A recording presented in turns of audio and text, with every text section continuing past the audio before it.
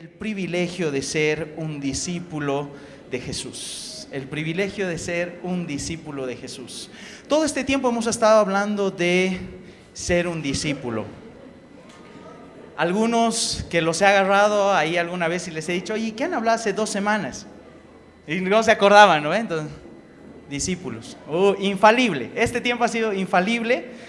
Le preguntaba la próxima semana y lo mismo, discípulos. Y hemos estado hablando todo este tiempo, una saga sobre qué es ser un verdadero discípulo. Que hay personas que creen en Dios, pero que no son discípulos de Dios, que no se someten a lo que Dios quiere hacer en sus vidas. Yo confío plenamente que de este lugar de Alcanzando las Naciones se va a levantar. De hecho, ya se han levantado muchos, pero que todos vamos a llegar a ser verdaderos discípulos de Jesucristo. Dile al de tu lado, tienes que ser un verdadero discípulo de Jesucristo. Y cuando vamos leyendo las cosas que van diciendo de los discípulos, es bien rudo. No sé ustedes, pero yo la anterior semana venía al primer turno y al principio medio que me estaba asustando, estaba fuerte. Si no eres sal del mundo, sal de aquí, más o menos así era. Estaba tenaz la cosa, ya me estaba asustando. Hasta que hemos llegado a la parte final y ya he entendido que realmente vale la pena todo lo que estamos haciendo, ¿sí? Y para comenzar quiero leerte un pasaje, porque cuando he leído yo este pasaje en el libro de los Hechos, he quedado impactado con la vida de los discípulos, de los apóstoles de Jesús que eran sus discípulos. Y para eso te voy a pedir que nos vayamos al libro de los Hechos, capítulo 5. Tanta oración está, he traído diapositivas. ¿Sí? Entonces nos vamos a ir al libro de los Hechos y nos vamos a ir al capítulo 5. Al capítulo 5, al verso 40 al 42. Y quiero que puedas leer esto conmigo. Ahí apareció igual en las pantallas. Hechos capítulo 5, versos 40 al 42. Dice así la palabra del Señor. Y convinieron con él, y llamando a los apóstoles, después de azotarles. Eso está grave, ¿ah? Les intimaron que no hablasen en el nombre de Jesús, y los pusieron en libertad. Y ellos salieron de la presencia del concilio gozosos. ¿Sí? Resalten esa palabra, gozosos, de haber sido tenidos por dignos de padecer afrenta por causa del nombre, está hablando de Dios, de Jesús, y todos los días en el templo y por las casas no cesaban de enseñar y predicar a Jesucristo. Esta historia es una historia loquísima. No sé si tú tienes esto, pero yo cuando leo la Biblia, realmente me imagino la Biblia, me pongo en el lugar. Y varias veces me he imaginado este pasaje, es uno de los pasajes que creo que más me he imaginado. Porque dice la palabra del Señor que estaban predicando por ahí los discípulos y de repente se calientan contra ellos, porque estaban predicando a Jesucristo, que Él era Dios, a Jesucristo resucitado. Así que los agarran. Los iban a encarcelar de por vida o tal vez hasta los iban a matar, ¿sí? De repente aparece una persona, Gamaliel. Él era el máster de Pablo, ¿sí? Quien lo discipulaba a Pablo antes de que Pablo se convirtiera a Cristo. Y él aparece y comienza a decirles ciertas cosas, comienza a mostrarles la historia y dice, bueno, si esto realmente ha venido de Dios, Dios lo va a prosperar. No va a haber quien lo pare. Va a cruzar fronteras. Esta ya es mi versión. Va a llegar a Bolivia. ¿Sí? Pero, si esto no es de Dios, tranquilos. Dios mismo se va a encargar de frenarlos a estos muchachos. Así que como ya no les podían hacer nada, se reúnen. Siempre me los he imaginado reuniéndose así. ¿Y ahora qué hacemos? ¿Sí? Se reúnen y después de eso deciden golpearlos y sacarlos. Lo más probable es que les hayan dado 39 latigazos. ¿Por qué? Porque en el Pentateuco estaba establecido que no sea más de 40. Y estaban calientes contra estos muchachos. Entonces es muy probable que hayan llegado al límite, ¿verdad? A los 39. Hasta ahí la historia relativamente normal, lucha, se han rayado, los han pegado, se les ha salido su carne, como inquemados. No es del campeonato de integración, no estoy jugando. Entonces, se les hace su carne y no sé qué, los han sonado. Pero esta es la parte que es fuera de serie. Salen gozosos.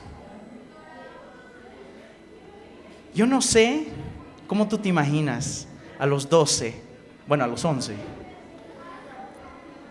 que habían estado con Jesús, que habían sido llamados para que estén cerca de Él, saliendo de este lugar. Yo me los he imaginado alguna vez remolineando, yéndose por ahí, porque dice que estaban gozosos. Otra charlando entre ellos con mucho júbilo, diciendo, oye, mira aquí, ¿no? 39, ¿sí? Y Jesús nos ha tenido por dignos de padecer por su nombre. Dios nos ha dado el privilegio, el honor de que nos han tratado de callar, porque algo debemos estar haciendo bien. ¿Hola? ¿Sí? ¿Hay algún psicólogo acá? ¿Sí puede levantar la mano? ¿Cómo ves esto? Imagínate ahí, Pedro, echado en ese asunto. Es el clásico de los psicólogos, no sé si así es en realidad. ¿Sí? Y me han sonado, bien ha estado, estoy bien gozoso. Tomate 4 pastillas, ¿no ve? Algo pasó ahí, algo pasó en sus corazones. Estos muchachos no es que estaban locos, estaban cuerdos, pero se habían convertido en discípulos verdaderos de Jesucristo. Y si tú quieres ser un verdadero discípulo de Jesucristo, presta atención a lo que vamos a hablar el día de hoy. Justo, y porque no hay casualidades para el Señor, justo antes de que comience la saga, más o menos por diciembre, el Señor me llevó a hacer un estudio de qué es ser un verdadero discípulo. Teníamos que reunirnos con los chicos de la cadena, compartir ahí este tipo de temas, y de repente nos encontramos con que Dios quería hablar esto a toda la iglesia, porque Él quiere volvernos verdaderos discípulos. Y para entender este pasaje, tú tienes que entender lo siguiente, y es: ¿qué era ser un discípulo en el tiempo de Jesús? ¿Qué era ser un discípulo en el tiempo de Jesús? Dile al de tu lado, oye, ¿sabes qué era ser un discípulo en tiempo de Jesús? Dile, pregúntale.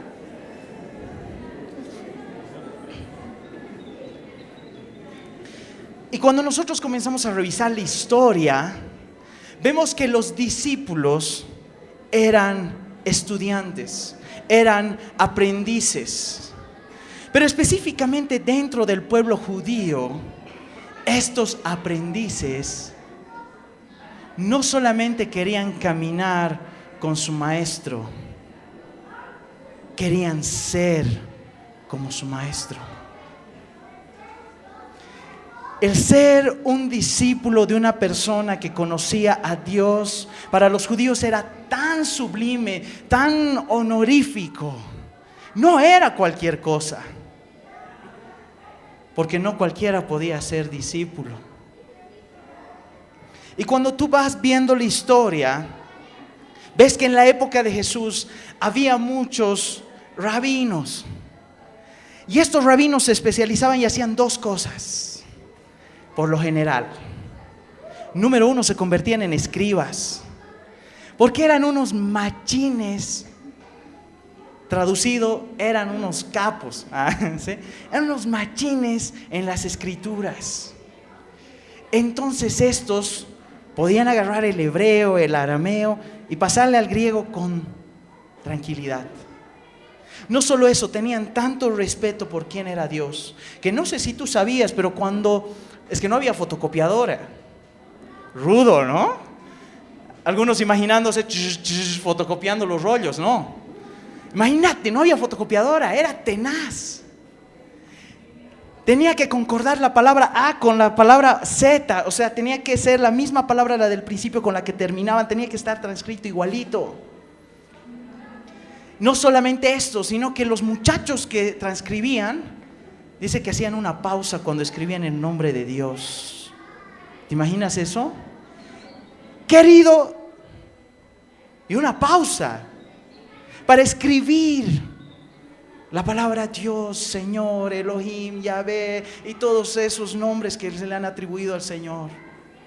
Frenaban, tanta reverencia, pero al mismo tiempo tanto conocimiento. O también estos rabinos podían ser doctores de la ley, maestros de la ley, que se sabían la palabra de Dios de la A a la Z, como Alex Zurdo. ¿Sí? A la Z. Piensa bien, ¿no ve? Así, de la A a la Z se sabían. En otras palabras, papitos amados, el ser discípulo en esa época de estas personas era muy tenaz. Era tenaz.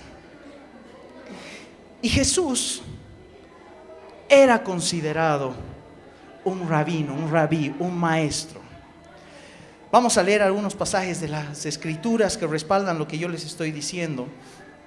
Y nos vamos a ir a Juan, ¿sí? A Juan capítulo 1, al verso 38. Y dice así la palabra del Señor. Dice: y volviéndose Jesús y viendo que le seguían, les dijo: ¿qué buscáis? Ellos le dijeron: Rabí, que traducido es maestro, ¿dónde moras? La gente lo reconocía como un maestro. Dice que Jesús estaba yendo por ahí. Epa, ¿qué pasó? ¿Sí? Rabí, ¿dónde moras? ¿No ve? Ha sido algo así, porque dice que se dio cuenta y ahí dio la vuelta. Ahí mismo en Juan, en el verso 49, un poquito más abajo, dice así la palabra de Dios: respondió Natanael y le dijo: Rabí, ya hemos dicho que era maestro, ahí la misma Biblia lo ha dicho, tú eres el Hijo de Dios, tú eres el Rey de Israel.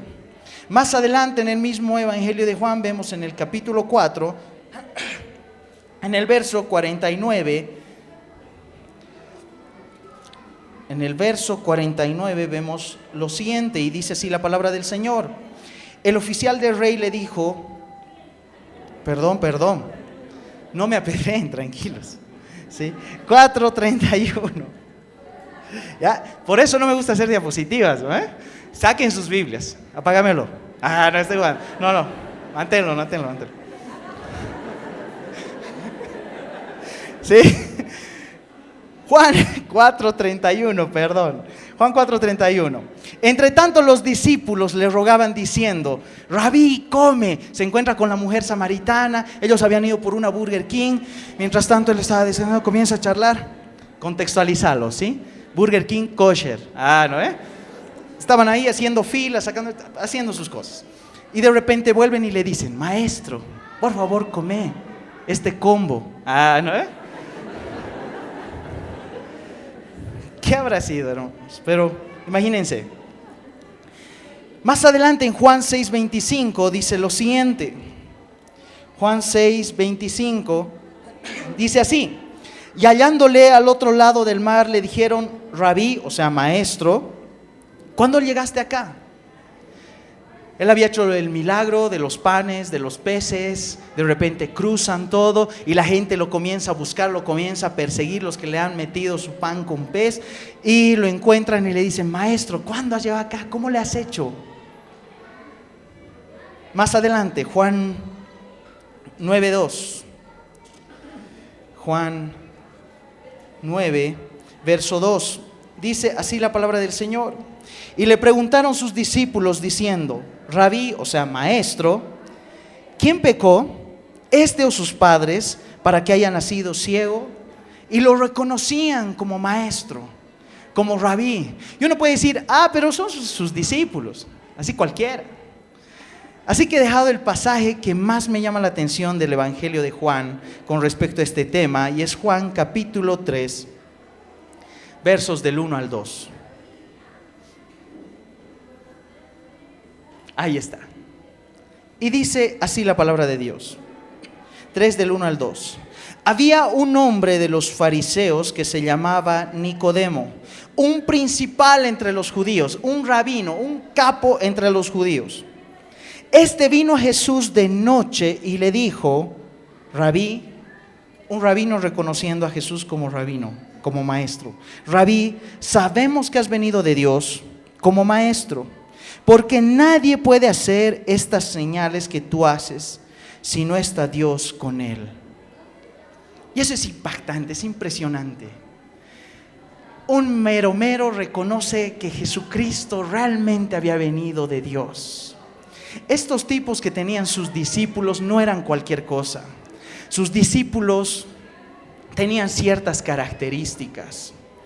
Saben, amados, cuando nosotros comenzamos a escuchar las normas del discipulado, cuando tú comiences a escuchar, niégate a ti mismo, quien no ama más a Dios que padre, que madre, que hijos, que esto, que el otro, quien no se despoja de todo para seguir a Jesús, no puede ser mi discípulo.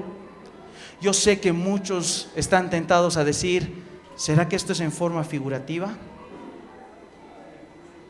Porque Jesucristo lo que está demandando para que tú seas su discípulo es que te despojes de todo,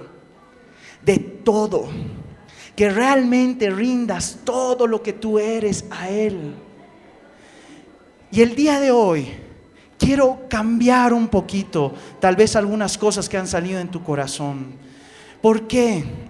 Porque, como yo les decía, esta palabra les compartía a los chicos de mi discipulado, como yo les decía a ellos, porque puede ser que escuches muchas veces qué es ser un verdadero discípulo, pero si no renuevas tu entendimiento, no te vas a ver animado a ser un verdadero discípulo. Siempre vas a estar negociando. Tal vez las cosas más profundas, más internas de tu ser van a ser las que en determinado momento van a salir a aflorar y vas a comenzar a negociar. Y vas a comenzar a decir, ¿qué hago? Pero yo ya he conocido que Jesús es real, que Dios es real. Pero ahora me soltó la sopa y me dijo, sí, tienes que dejarlo todo, ven, sígueme. A la macana. Hasta el fútbol, Señor, pero hoy día jugaba él. ¿No? Sí, hijito, todo. Y es ahí donde comenzamos a negociar. Pero si renovamos hoy nuestro entendimiento del privilegio que tienes tú y que tengo yo de ser llamado un discípulo de Jesús, estoy seguro que más de uno que ha estado en esa lucha va a decir, Señor Jesús, yo quiero ser tu discípulo, moldéame. Y para esto quiero hablarte de una palabrita extraña que es Beit Sefer, ¿sí? Esta palabrita significa casa del libro. Así significa, ¿sí? La casa del libro.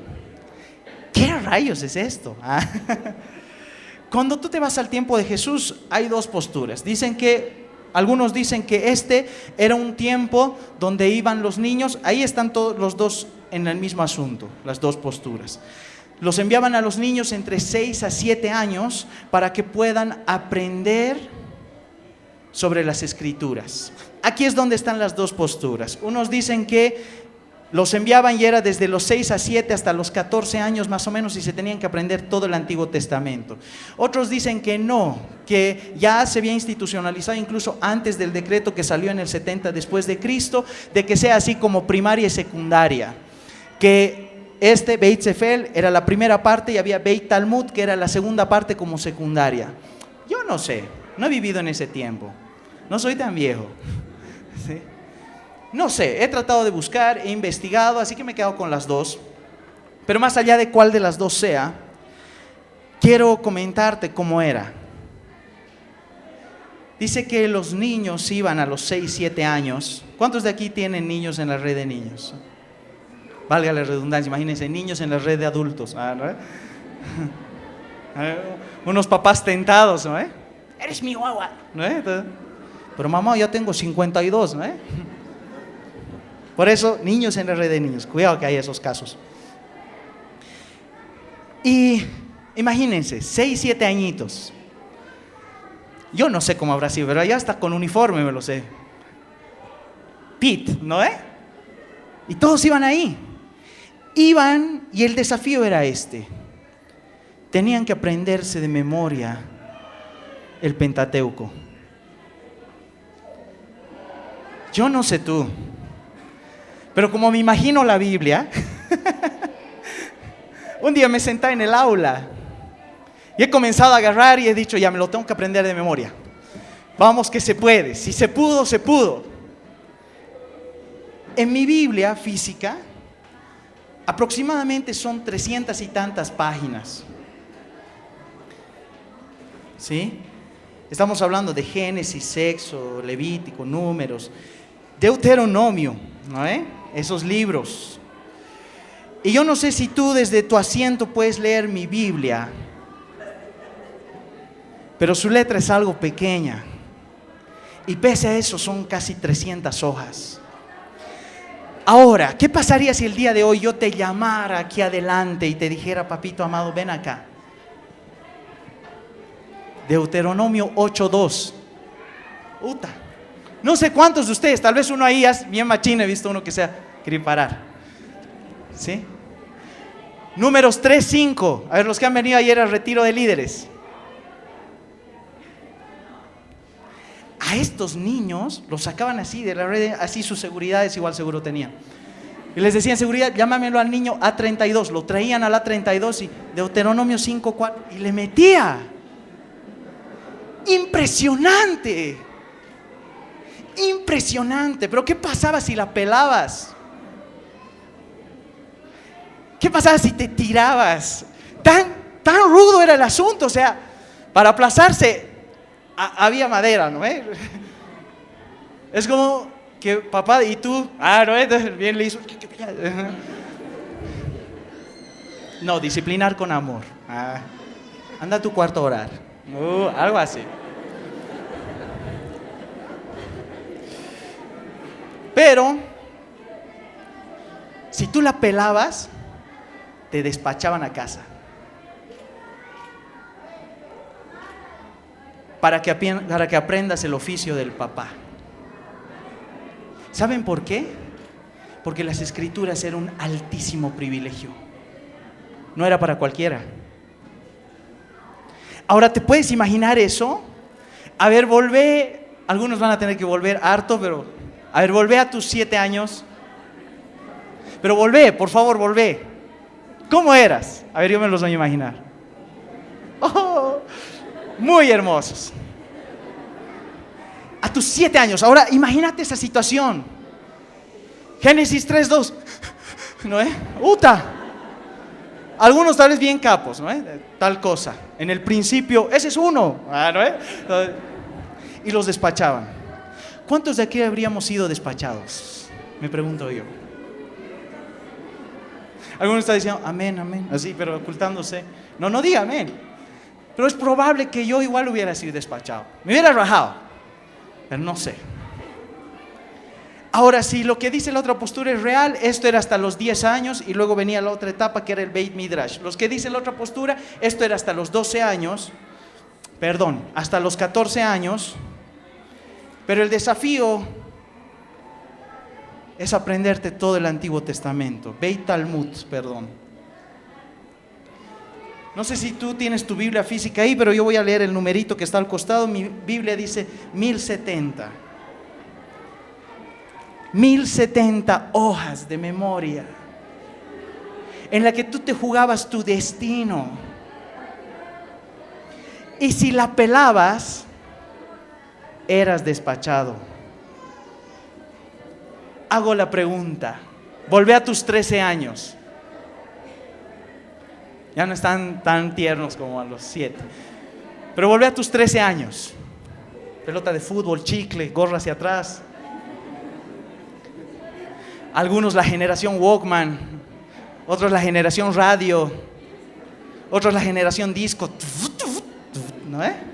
No sé, volví a los 13 años. La primera tele, tal vez. Ya estás recordando, ahora sí estás en los 13. Despachado.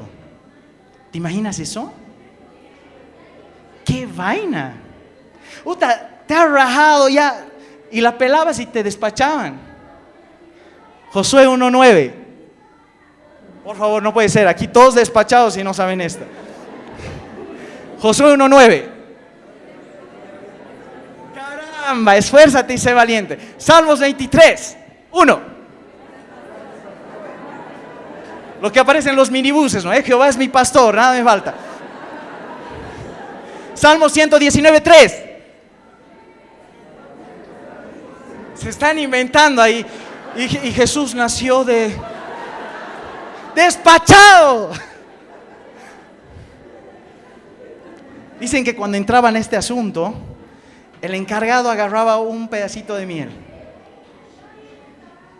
y les pedía que se unten bajo este concepto: cuán dulces son a mi paladar tus palabras, más que la miel a mi boca. ¿Sí? 7 añitos así, tic, les hacían probar y les hacían repetir: la palabra del Señor es tan dulce, tan sagrada, más dulce que la miel. A ver, prueba esa miel, está dulce, muy dulce, más dulce que la miel. Y se rajaban los changos. Pero entre el 80 y el 95% fracasaban. Y las personas que podían pasar esta etapa, esta fase, eran unos machos camachos. Imagínense eso, ya sin diapositiva y sin Biblia, ¿no ve? Aquí me lo hubiera traído al lado. Ya Salmo 100, y le metía: más dulce que la miel. Buenísimo. ¿Cuántos hubiéramos sido despachados? Pregunto yo. Pero había un grupo elite, ¿sí? Unos capos. Y estos pasaban una siguiente etapa cuando se graduaban de, ya sea esto o el Beit Talmud. Y era algo que se llama Beit Midrash. Ahí está, ¿sí? Que significa casa de interpretación. Y esta casa de interpretación la manejaban los rabinos. Entonces tú te tenías que acercar a él y decirle: por favor, ¿puedo ser su discípulo? ¿Te imaginas eso? No había conso, ¿no ve? Hay una célula cerca de tu casa. No, 7 días, ¿no? En 7 días. No era así. Tú te graduabas y tenías que ir pelando a pedirle, por favor.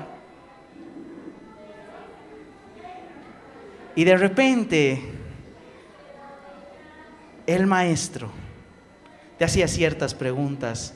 He tratado de buscar algunas de las que hacían, y hacían preguntas como esta: ¿cuántas veces aparece la palabra misericordia en los libros históricos?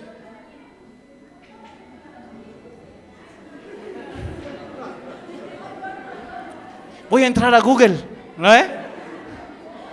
No, pues, no había Google. No podían hacer trampa bajo su sandalia porque te podía agarrar cualquier cosa. ¿Qué significa la bondad de Dios? No solo eso, sino que tenían esta característica: una pregunta la respondían con otra pregunta. Entonces comenzaba la ronda de: respóndeme con una pregunta. Si Dios ¿tú qué opinas? Yo opino que Dios tal vez eran pues unos tenaces. Y estos muchachos eran considerados rabinos. ¿Te puedes imaginar? A ver, ponte en los zapatos de los muchachos que ya se gradúan de este asunto y luego se enfrentan a un desafío terrible. Pero no para ahí. Si el rabino veía que tú no tenías madera, te despachaba. Oye, pero yo he respondido Josué 1:9. No tienes madera para ser un íntimo de Dios, de las Escrituras. No puedes. Vete a casa o busca otro rabino. Entonces los rabinos top, como Nicodemo, como Anás, como Caifás, era otro nivel. Y rogaban por ser discípulos. rogaban. Pero te podían aceptar, así que si te decían, ven, sígueme, eras aceptado.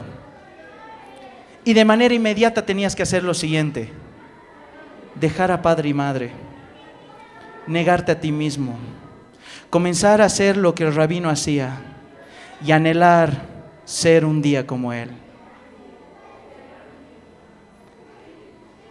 El que a ti te acepten, imagínate, es como si te ganaras una beca a Harvard.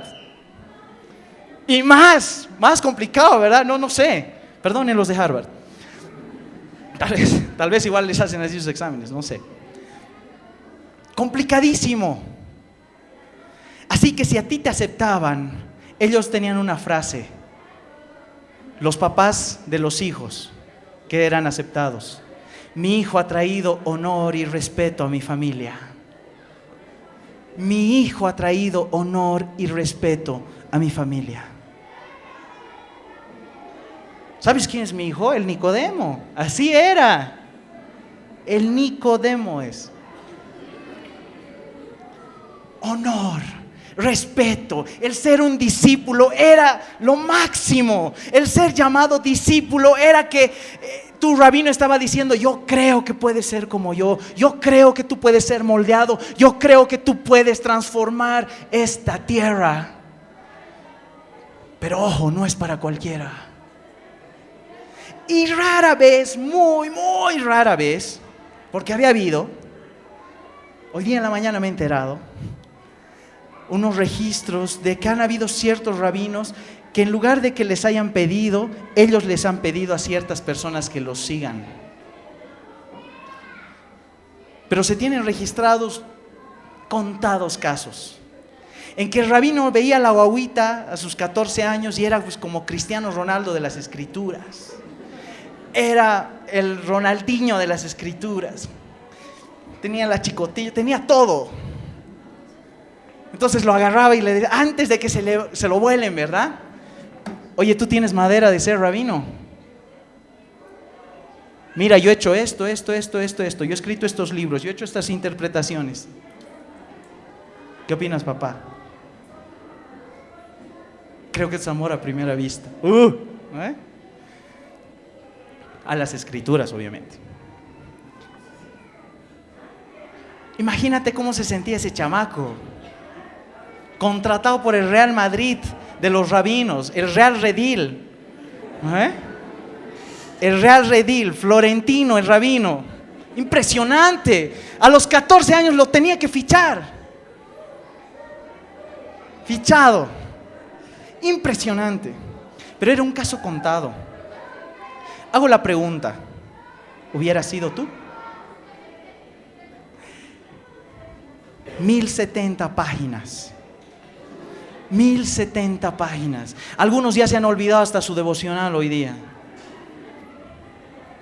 1070 páginas. ¿Qué ha predicado tu líder en la célula esta semana? 1070 páginas. ¿Cuál era el texto base de la anterior semana? 1070 páginas. ¿Qué es lo que se ha hablado en Año Nuevo? ¿Cuál ha sido la palabra para este año? No para ese día, para este año.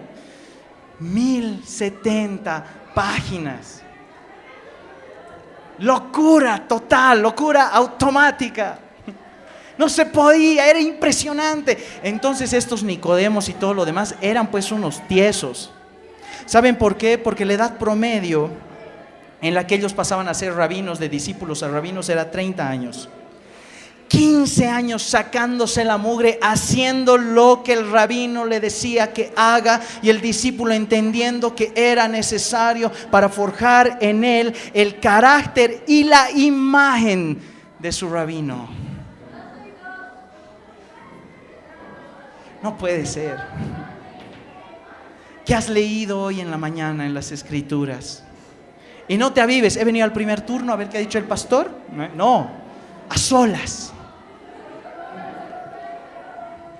Era muy complicado. Ven, sígueme, venid en pos de mí, eran las palabras clásicas. Ven en pos de mí. Es que eras un machín. Y aún siendo discípulo podía ser rechazado en el camino. si no hacías lo que tu rabino te decía que hagas. Impresionante. Así estudiaban las escrituras. Impresionante.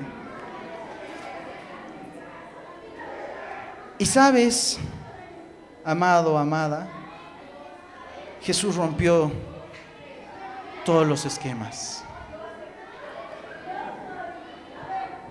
Jesucristo, nuestro Señor, ha venido a esta tierra, se ha hecho hombre.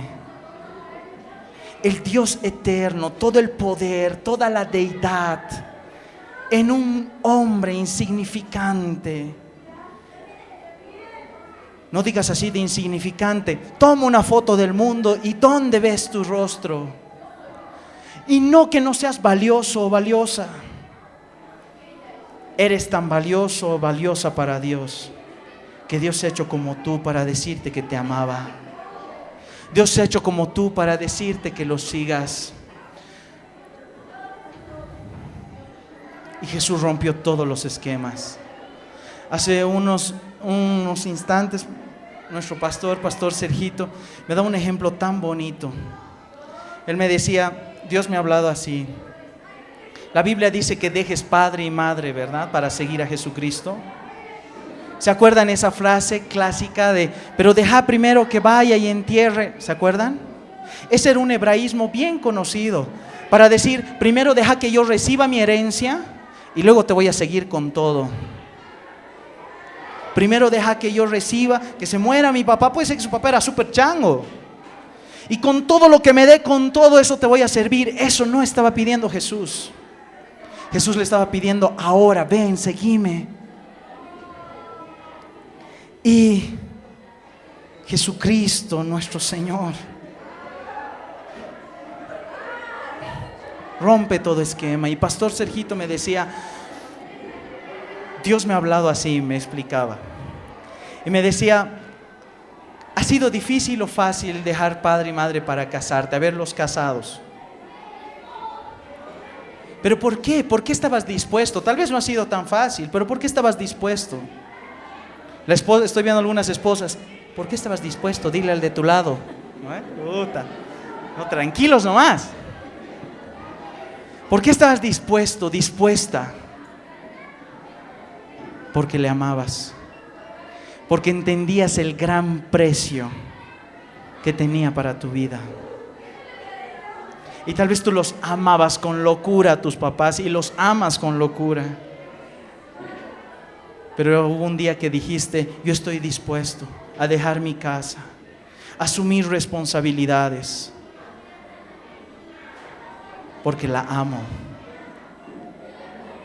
Amado, el ser discípulo sí tiene un montón de requisitos, pero si no hay un renuevo en tu cabeza, siempre vas a negociar con Jesús y nunca vas a ser un discípulo. Pero si renuevas tu entendimiento, entonces hoy mismo le dirás a Jesús, Jesús, heme aquí. Y Jesús rompe todo esquema. Y vemos cómo los va llamando. Vemos, por ejemplo, en el libro de Mateo, capítulo 4. En el capítulo 4, en el verso 18 al 20, dice así la palabra del Señor. Dice, andando Jesús junto al mar de Galilea. No dice andando Jesús junto a un rabino. Andando Jesús junto a la sinagoga. Estaba en el mar de Galilea. ¿Sí? Andando Jesús junto al mar de Galilea, vio a dos hermanos, Simón llamado Pedro y Andrés su hermano, que echaban la red en el mar porque eran pescadores, y les dijo, venid en pos de mí y os haré pescadores de hombres. Ellos entonces, dejando al instante las redes, le siguieron. Y Jesús aparece y les da un camino de honor, de privilegio a estos simples pescadores. No tenían nada extraordinario. No es que eran lumbreras en medio de la pesca, los que más pescaban, los que tenían la empresa pesquera más grande. No era eso. Jesús estaba caminando por un lugar común y corriente, por el Mega. Y de repente ve a dos hombres. Y Jesús, que no mira lo que mira el hombre, que mira el corazón, les dice: ven, seguime, ven, sígueme. El llamado del rabino, gente que no era capacitada para aprenderse todo el Nuevo Testamento, que no podía cumplir esa norma, ya pasó su oportunidad.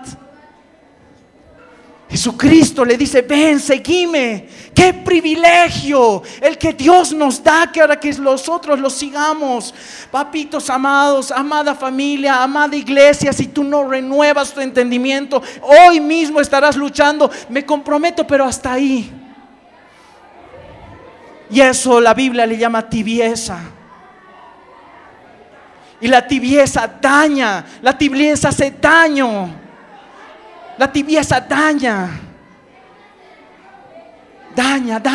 destroza los cultivos, no sirve para hervir. Lee el contexto del libro de Apocalipsis y mira la región y te darás cuenta que esa agua daña.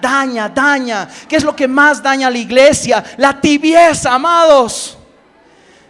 ¿Qué es lo que más daña a la iglesia? La tibieza.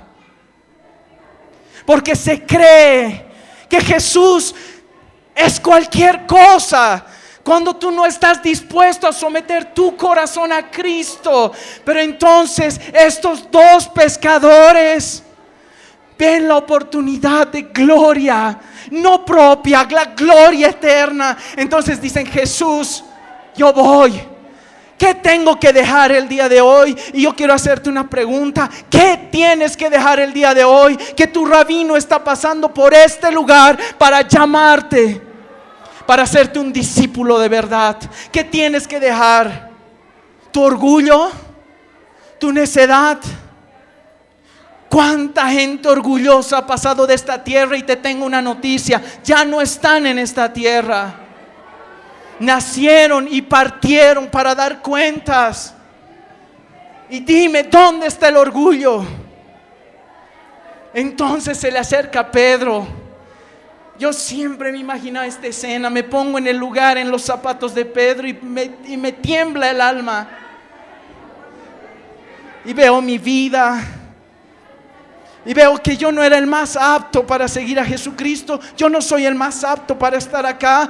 Veo mi moral al lado de la de Cristo, y es demasiado alta. Pero Jesús me dijo: ven, sígueme. Y hoy Dios te está diciendo: ven, sígueme. Más adelante en los versos 21 al 22 dice así la palabra del Señor: pasando de allí vio a otros dos hermanos, Jacobo hijo de Zebedeo y Juan su hermano, en la barca de Zebedeo su padre, que remendaban sus redes, y los llamó. Y ellos, dejando al instante la barca y a su padre, le siguieron. Al instante. ¿Sabes por qué? Porque Jesús lo vale. ¿Sabes por qué? Porque Jesús es el Dios real. Anda, ¿qué es lo que no te está permitiendo comprometerte con Jesús? Voy a pedir al ministerio de alabanza que me venga a ayudar. ¿Qué es lo que no te permite comprometerte con Jesucristo? Entregarle hasta lo último de tu ser. Si entendieras quién es Jesucristo y quién te está llamando, entendieras el privilegio que tú tienes. Tú tienes un privilegio, un inmenso privilegio.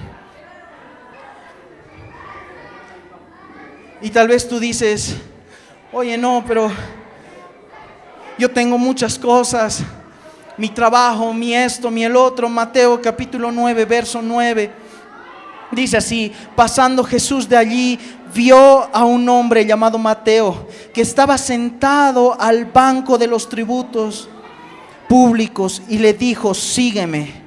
Y se levantó y le siguió. Ahora tiene sentido, ¿verdad? Cuando Jesús les dice: sígueme. ¿Nunca te has puesto a pensar esto? ¿Por qué ellos dejaron todo al instante? ¿Por qué no se hicieron rogar? Porque entendían el privilegio que tenían. El privilegio que tenían. Una vez un amigo, un hermano me dijo: Roberto, quiero hacerte una pregunta. Y con tanto servicio y con tanta cosa, ¿cómo te sientes? ¿Como hijo? Porque la palabra dice que eres hijo. ¿O como un esclavo? Esclavo por amor. ¿Cómo te sientes? Entonces vino a mi corazón el llamado de Mateo. Y quiero contarte, amada iglesia, lo que le respondí ese día. Así es como me siento. Un privilegiado. Tengo el privilegio de ser llamado a ser discípulo de Jesús. El privilegio. Dios no piensa como piensa el hombre.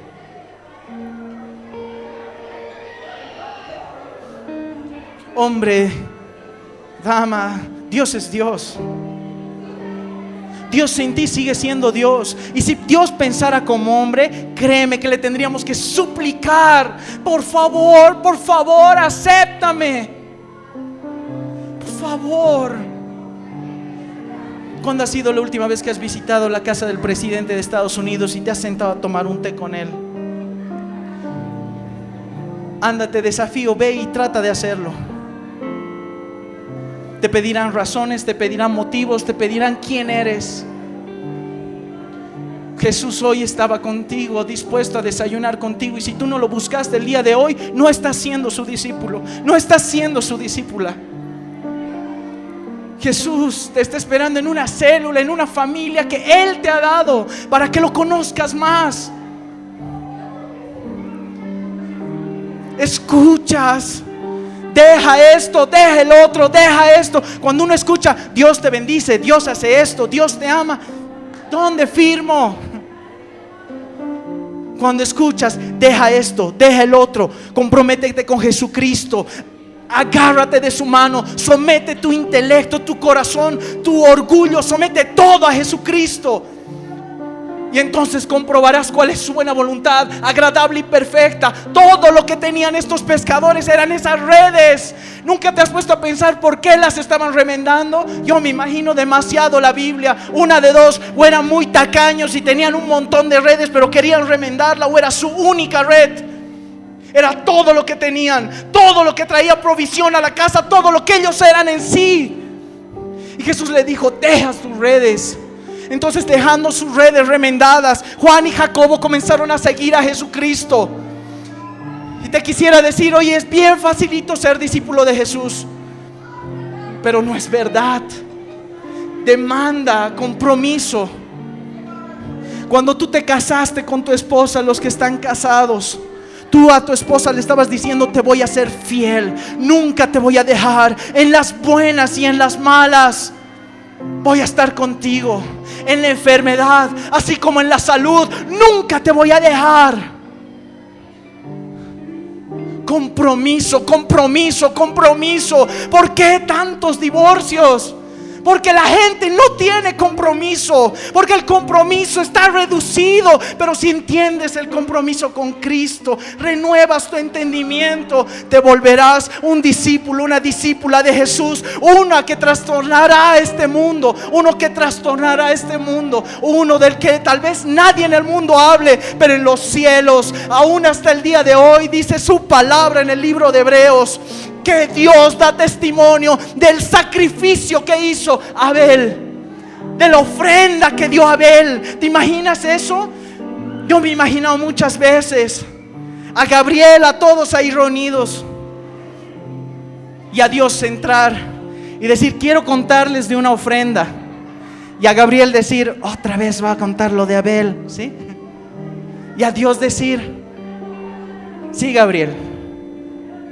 Era una ofrenda de todo su corazón. Y cuando te estoy hablando de ofrenda, no te confundas, porque la tibieza y el mal testimonio han hecho que nosotros pongamos una barrera cuando hablamos de ofrenda. No te confundas, yo estoy hablando de esta ofrenda. Preséntate a Dios como sacrificio vivo, santo y agradable delante de Dios.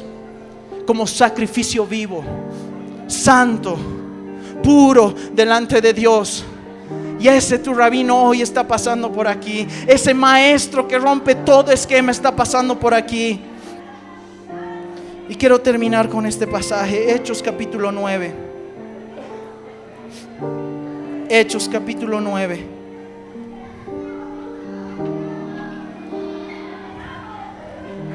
Dice así la palabra del Señor, Hechos 9, del 1 al 6. Hechos 9, del 1 al 6. Saulo, respirando aún amenazas y muerte contra los discípulos de Jesús. Pablo los odiaba. ¿Quieres verlo así? Pablo, antes de convertido, te odiaba si eres un discípulo del Señor.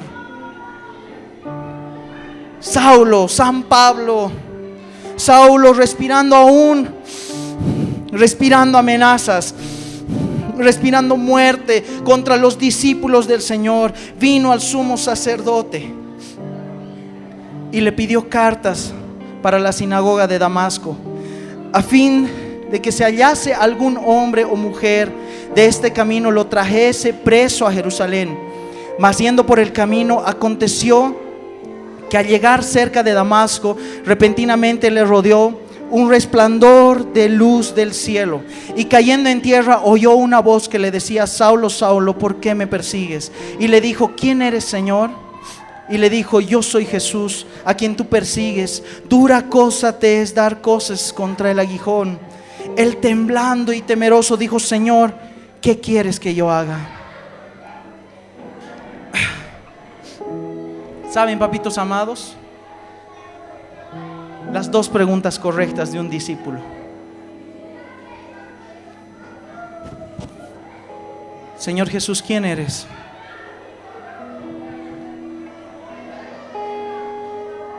Y hoy día tú puedes decirle eso: Dios, ¿quién me está hablando? ¿Quién me está hablando? ¿Me está hablando ese muchacho de azul? ¿Quién me está hablando? Jesús, ¿quién eres? ¿Quién eres tú? ¿Qué es esto que estoy sintiendo en mi corazón que me está diciendo: deja de estar a medias y conviértete en un discípulo, comprométete con Jesucristo, comprométete? ¿Quién eres? ¿Y saben cuál fue la segunda pregunta de Saulo? Con razón llegó a ser el apóstol Pablo: ¿qué quieres que yo haga?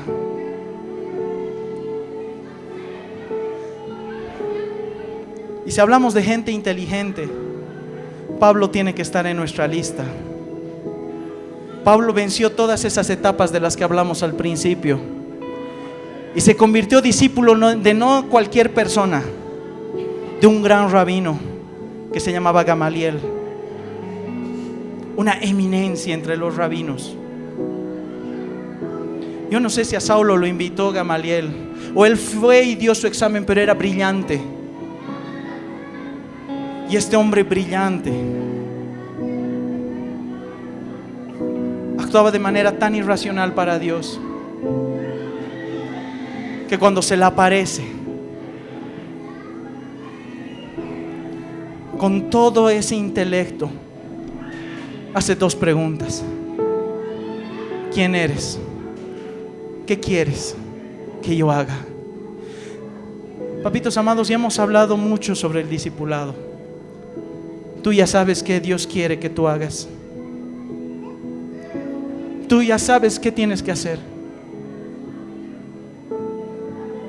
La pregunta es: ¿estás entendiendo el privilegio de aquel que te está llamando?